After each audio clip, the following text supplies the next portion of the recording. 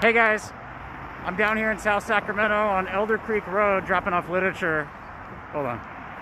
Dropping off literature for No on Measure A. I'm gonna make a video this week about little things you can do to influence the elections and politics in your hometown. And if you wanna get out and walk some precincts, drop off some door hangers, have something you believe in, hit me up, send me a DM. I'll help you figure it out.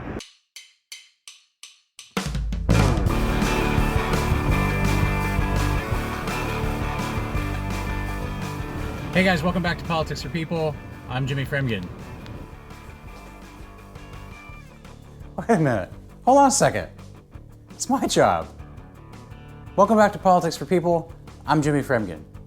One of the most aggravating things about being an American is how hard it seems to be to actually influence an election.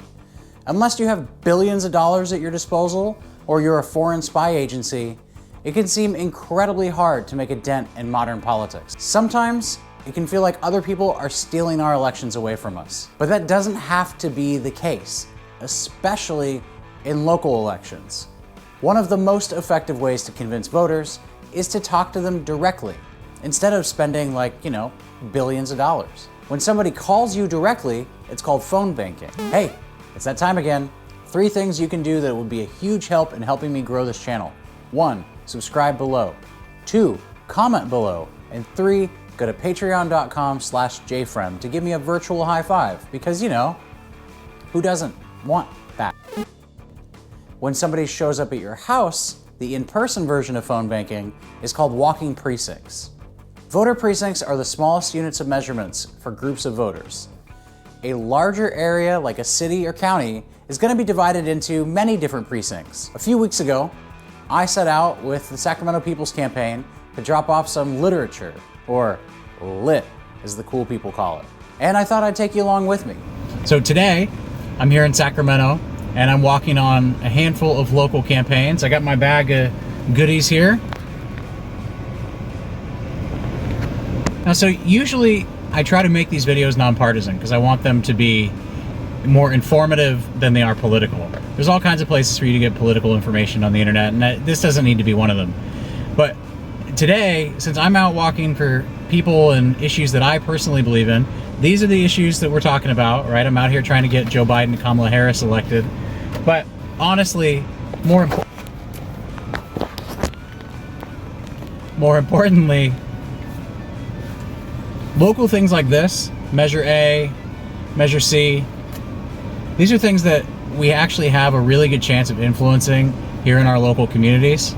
So now let's get out of the car and go drop it off before it gets too hot. All right, so I'm gonna show you what the process looks like when you're gonna drop off door hangers or do a contactless delivery. Obviously I don't have my mask on because there's nobody around me. Don't shame me for it, okay? I'm being responsible. All right, so here's what we're gonna do. So, listen, I know the hood of my car is dirty, leave me alone. So, we're gonna assemble packets for each one of these. So I got No on Measure A, Nyla Pope Hardin for school board, and a Yes on Measure C. Stack them together. And then I'm going to write a message on it for when I leave it behind so that people know it was left by one of their neighbors.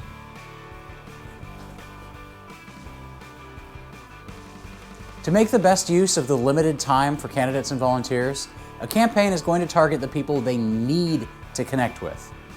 This is a screenshot from the app that we use for walking with the addresses and info for the people in the precinct. Obviously, I blocked it out, but if you look, you can see how it lays it out really easy for the folks that are walking around that neighborhood to know which house and which people to actually talk to. One thing you might have noticed is that I'm not visiting every house in the precinct. Since money and time are scarce in most campaigns, the campaign manager will not want to waste expensive flyers and valuable time going to homes without registered voters. Right now, we just say, I've been there, I dropped off a flyer. There's a misconception that walking precincts and phone banking is scary, and the vast majority of the time, that's not the case. Yeah, I've seen angry dogs, and I've been stopped by people in the neighborhood.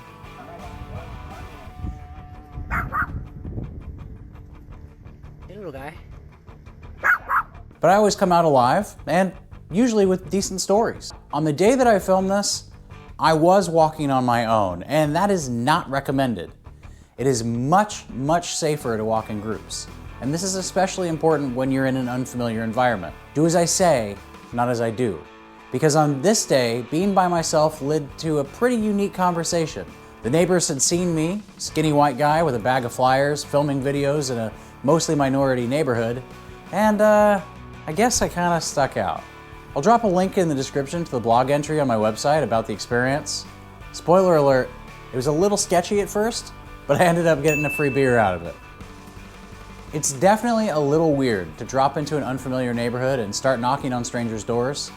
But if you've ever sold chocolate door to door when you were a kid for your soccer team or raising money for a field trip, you're totally prepared for this.